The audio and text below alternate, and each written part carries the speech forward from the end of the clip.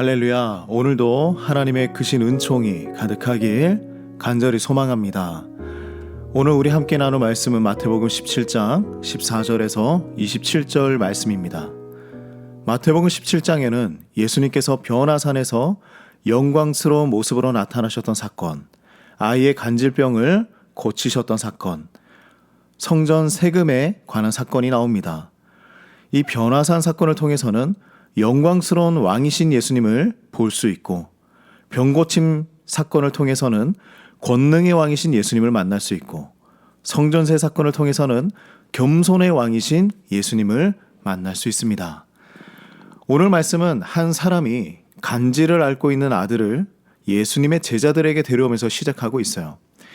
그러나 제자들은 이 질병을 고치지 못합니다. 이 모습을 보시면서 예수님은 제자들에게 믿음이 없고 패역한 세대라고 말씀하십니다.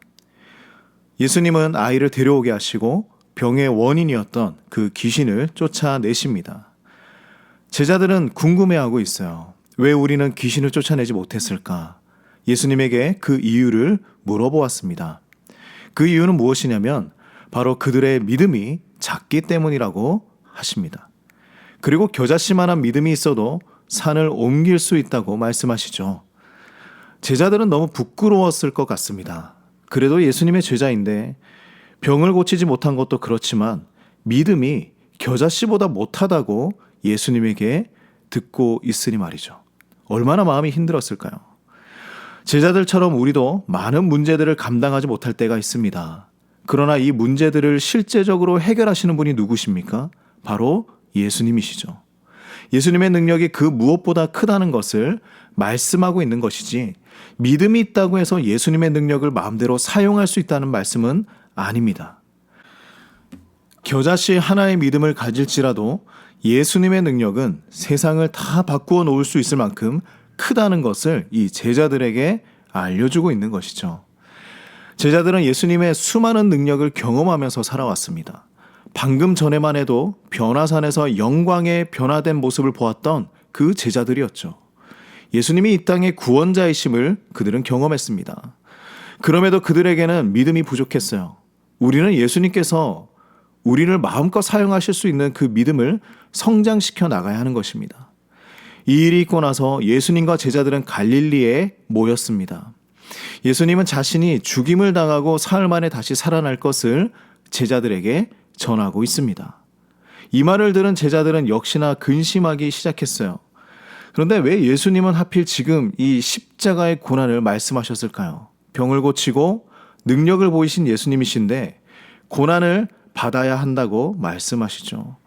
여기에는 아주 중요한 의미가 담겨 있습니다. 회복의 역사는, 구원의 역사는 그냥 이루어지는 것이 아니라는 사실이죠. 우리의 죄가 용서받기 위해서는 예수님의 고난과 죽음이 있어야 한다는 것입니다.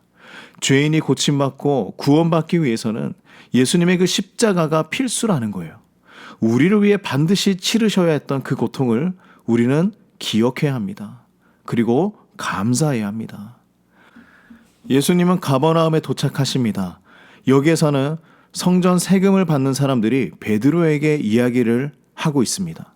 너의 선생은 왜 세금을 내지 않느냐? 왜 반세계를 내지 않느냐? 베드로는 내신다라고 이야기하며 집으로 돌아왔습니다. 그때 예수님께서 먼저 이야기하세요. 세상의 임금은 아들에게 관세나 국세를 받지 않는다고 하십니다. 하나님의 아들이시며 그 나라의 주인이신 예수님은 성전 세금을 낼 이유가 없다고 말씀하시죠. 그럼에도 예수님은 이 세금을 내야 한다라고 하십니다. 왜냐하면 이 땅의 질서를 존중해 주신 것이죠. 그리고 사람들이 마음이 상하지 않도록 배려해 주신 것입니다. 우리의 정체성은 분명합니다. 우리는 이 땅에 속한 사람은 아니에요. 하나님에게 속한 사람들입니다. 그럼에도 예수님이 보여주신 모범을 따라 행해야 하는 것이죠.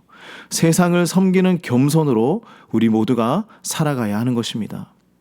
겨자씨만한 믿음이라고 할지라도 그 믿음이 진실하다면 우리는 하나님의 능력을 경험하게 될 것입니다.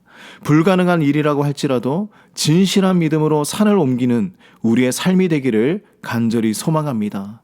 또한 우리가 그 믿음으로 세상을 겸손히 섬기며 주님의 복음을 전하는 우리 모든 성도님들 되시기를 간절히 소망합니다. 하나님, 우리의 믿음이 작을지라도 주님의 능력은 크심을 믿습니다. 하나님의 능력 안에서 세상을 섬기며 살아갈 수 있도록 인도하여 주시옵소서. 예수님의 이름으로 기도드립니다. 아멘.